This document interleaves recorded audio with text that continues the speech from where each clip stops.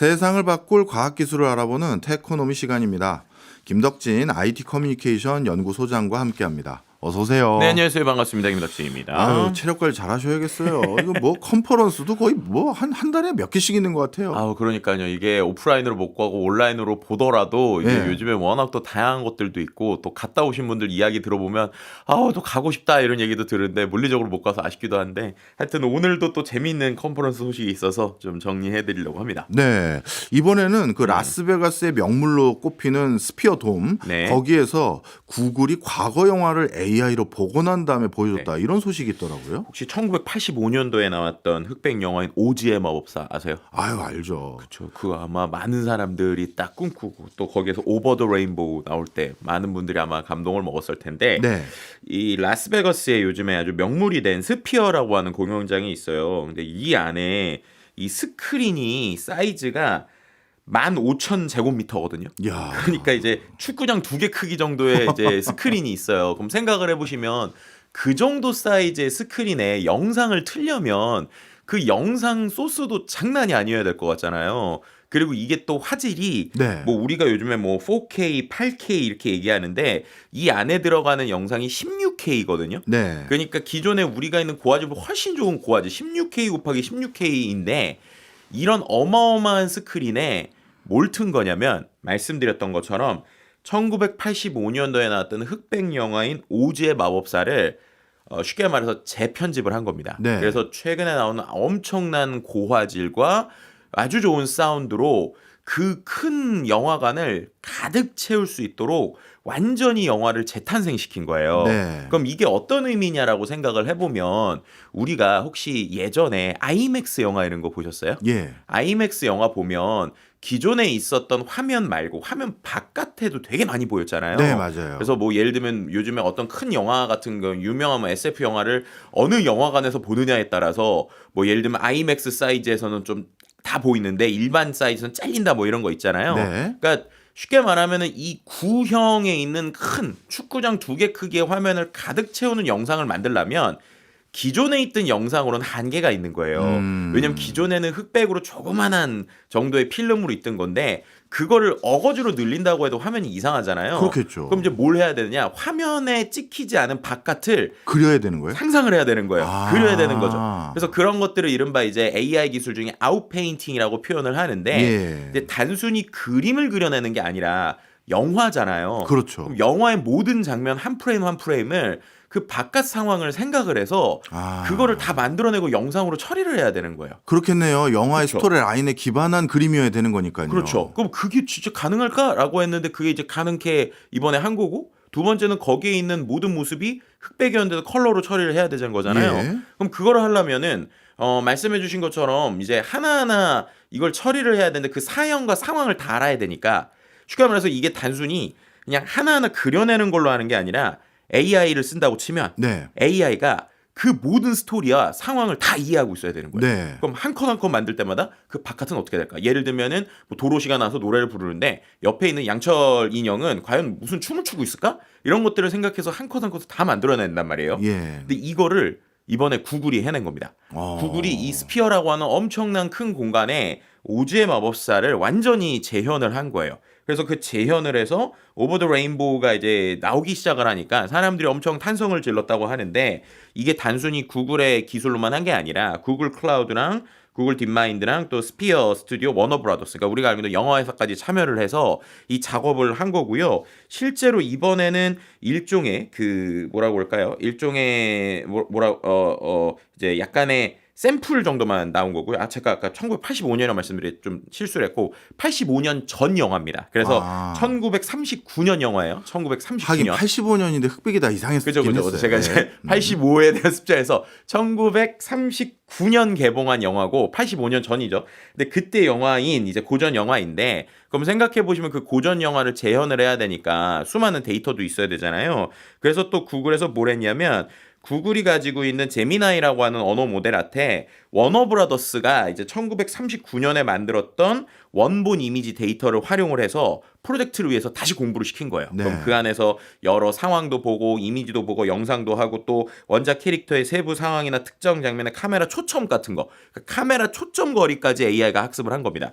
그렇게 학습을 해가지고 실제로 영화를 이제 보여준 거고 이게 이제 장순이 그냥 한두 컷만 보여준 게 아니라는 게 이제 올해 8월에 아예 이 스피어에서 말씀드렸던 완전히 재구성된 거의 2시간 분량의 영화를 공식적으로 이제 개봉을 한다고 그래요. 그래서 이게 이제 우리에게 주는 뭐 여러 가지 의미들이 있을 것 같은데 예를 들면 AI를 가지고 어디까지 할 수 있을까라고 하는 거에서 이제 좀 포인트를 보여준 거죠. 그러니까 단순히 뭐 우리가 글을 쓰고 이 수준이 아니라 이제 엔터테인 영역에서 제대로 활용할 수 있다. 네. 근데 어떻게 보면 전 세계에서 제일 크고 제일 고화질의 이 화면을 그대로 실시간으로 채울 정도로 AI가 엄청나게 빠르게 연산도 하고 그 안에서 그래픽 처리도 하고 그뿐만 아니라 스토리를 다 만들어내는데 그걸 하는 게 단순히 AI만의 힘이 아니라 원래 이 IP를 가지고 있던 워너브라더스랑 그리고 영화 제작자들이 함께 모여서 한 어떤 행동이다라는 것을 보여주면서 어떻게 보면 구글 클라우드 넥스트라는 행사가 이번에 열린 거죠. 아, 전 너무 우울한데요. 제가 네. 좀처럼 안 가본 해외 오지들 네. 이런 데를 갔던 가장 큰 이유는 모 방송국에서 다큐멘터리 촬영하자고. 네네네. 근데 이런 오지는 아무도 안 가봤으니 다큐멘터리로 보여주면 시청자들이 좋아합니다 해서 그럴 때 가방 메고 같이 가기도 하고 그랬거든요. 네네네. 그런데 이제는 그런데 올 로케이션을 가는 게 아니라 저희 그냥 어느 방송국 스튜디오로 오시면 되고요. 배경은 구글 넥스트라고 하셨으면 아니 뭐라고 하셨지? 이거 뭐? 이번에 네. 이 구글 클라우드의 기능을 활용한 이미진이나 이마진 같은 기술들, 네. 베어투 같은 구글 기술들. 뭐 이미진 기술 이런 거 활용해서 그냥 저희가 다 처리할 겁니다. 이렇게 되겠는데요. 뭐 그렇게 볼 수도 있겠지만 그래도 이제 아직 남은 건 있지 않습니까? 뭔가요? 교수님의 리액션. 리액션은 현장에서 따야죠. 그걸 위해서 우리가 해야 될 수 있는데 리액션 연구나 많이 해야겠네요. 예전보다 인원이 줄 수는 있을 것 같다는 생각이 들기도 하는데 뭐 네. 그렇습니다. 자, 그런데 이번 쇼를 보여준 게 구글 클라우드 넥스트라는 행사의 전야제였다고 하던데 네.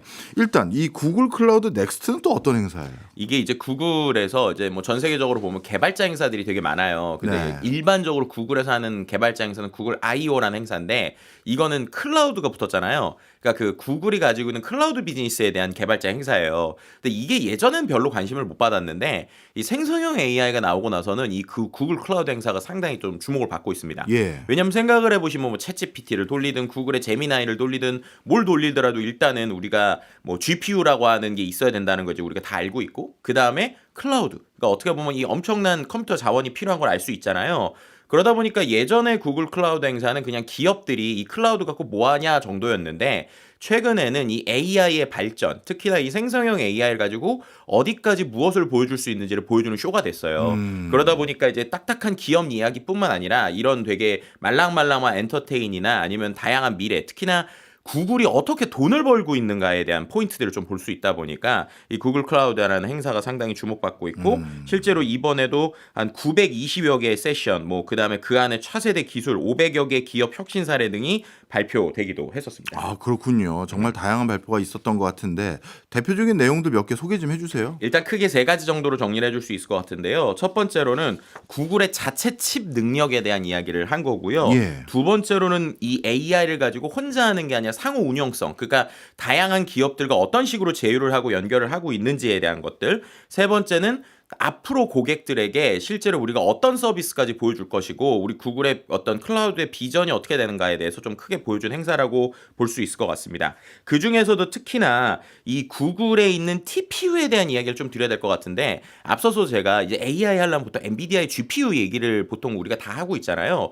근데 언제까지 엔비디아 GPU에 의지할 수 없는 게 빅테크들이니까 구글이나 애플이나 페이스북 같은 게들이 자체 칩을 만들고 있어요. 예. 근데 그 중에서 구글이 만들고 있는 자체 칩, 그러니까 GPU 비슷한 게 TPU라고 불립니다. 이제 네. 텐서플로우라고 해서 본인들의 아키텍처에 대한 얘기를 하는 건데, 근데 이 TPU 칩을 만들고 있더라도 구글에 비해서는 그러니까 그 엔비디아에 비해서는 좀 성능이 떨어지거나 아니면 이제 자기네들만 다 못하니까 지금도 구글의 TPU랑 그 다음에 엔비디아 GPU를 구글에서 같이 써요. 네. 그런데 이번에 이야기한 게 야 우리 TPU 성능이 진짜 좋아졌어라고 이제 얘기를 한 거예요. 그래서 구글이 가지고 있는 칩이 기존보다 훨씬 더 좋아졌고 그 칩을 활용을 해서 제대로 된 추론, 그러니까 우리가 보통 AI가 요즘 생각을 해서 뭔가를 한다고 하잖아요. 그럼 추론을 할 때도 우리가 제대로 이제 우리 칩을 제대로 쓸 수 있어라고 이제 보여준 거라고 보시면 될 것 같고요.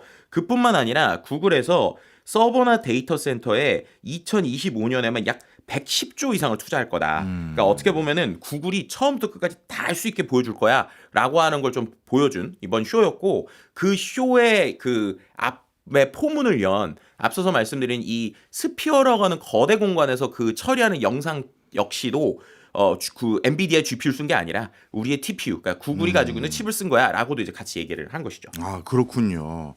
그러면 앞서 그 스크린으로 보여줬다는 그 스피어 안에서 보여줬던 그 엄청난 그 기술들 이런 것도 이번에 구글이 자체 칩을 활용한 그 결과물을 보여준 겁니까? 네, 맞습니다. 실제로 이제 말씀하셨던 것처럼 자체 칩을 활용한 여러 가지 서비스들을 보여주고 있고, 그러니까 결국에는 이게 구글 클라우드잖아요. 말씀드린 대로 클라우드를 기반으로 하는 건 거의 개인보다는 회사 단위거든요. 예. 그 회사 단위에서 비즈니스를 어떻게 하겠다라는 걸 보여준 거고, 이 부분에서 방금 말씀드린 이 7세대 TPU거든요. 이들이 벌써 세대가 7세대예요. 이 아이언 우드가 기존에 있었던 본인들의 칩에 비해서 훨씬 더 엄청나게 성능이 좋은 것들을 보여주고 있어요. 뭐 예를 들면 기존 대비 10배 이상 성능이 좋아졌다고 하거든요.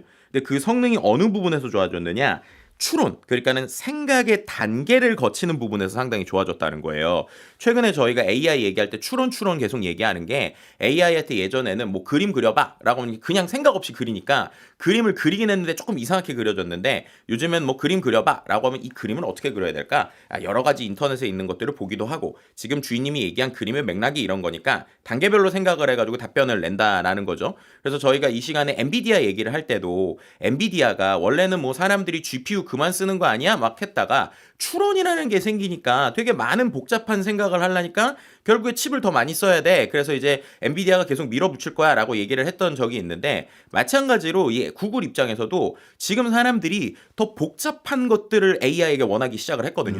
그럼 AI에게 더 복잡한 걸 원했을 때 그걸 빨리빨리 계산해주게 되는 칩이 필요한데 GPU, 그러니까 엔비디아는 그 칩 지금 막 줄 서 있고 본인들이 자체 칩을 개발해야 되는데 어느 쪽으로 개발했느냐? 이런 생각을 잘하게 하는 칩을 TPU라고 하는 걸 이제 그쪽으로 개발을 한 거죠. 그리고 기존보다 이게 10배 이상의 성능이 좋아진 것이고 아주 빠른 시간에 성능을 높였기 때문에 이제는 우리 거 같고 우리가 구글 클라우드도 있고 구글 데이터도 있고 구글의 서비스도 있는데 그런 것들에서는 우리 칩이 제일 잘 돌아가니 회사분들 이제 GPU 엔비디아 거 쓰지 마시고 저희 거 좀 많이 써주세요 라는 걸 이제 종합적으로 보여준 게 이번 이제 구글 클라우드의 좀 포인트였다 이렇게 말씀드릴 수 있는 거죠. 그렇군요.